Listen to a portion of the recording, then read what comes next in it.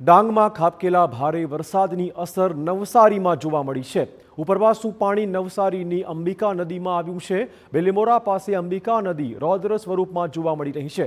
અંબિકા નદી બે કાંઠે વહેતા 26 ગામોને સાવચેત કરાયા છે।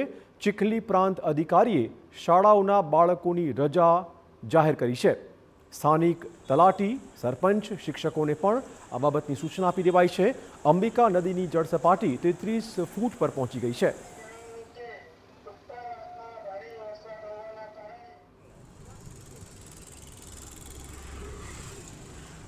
અંબિકા નદીમાં તણાઈ ભેંસો, જેનો એક વિડીયો સામે આવ્યો છે। બિલીમોરા શહેર પાસેથી પસાર થતી નદીમાં ભેંસો તણાઈ હતી।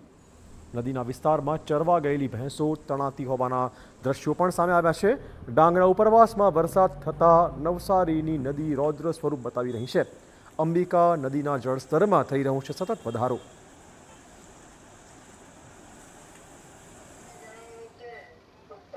અત્યાર સુધીનો અનુભવ બોલે છે કે મોટા ભાગે પાણી ફરી વળે છે। આજે સવારમાં જ સમાચાર મળતાની સાથે તંત્રને એલર્ટ કરી દીધું છે। અનેક લોકોને બહાર સ્થળાંતર કરાયું છે।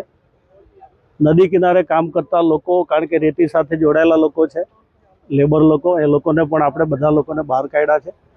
આપ બી જોઈ શકો છો જે રીતે પાણી વધી રહ્યા છે એ પ્રમાણે આપણે બધા જ લોકો એકદમ સાવચેત છીએ।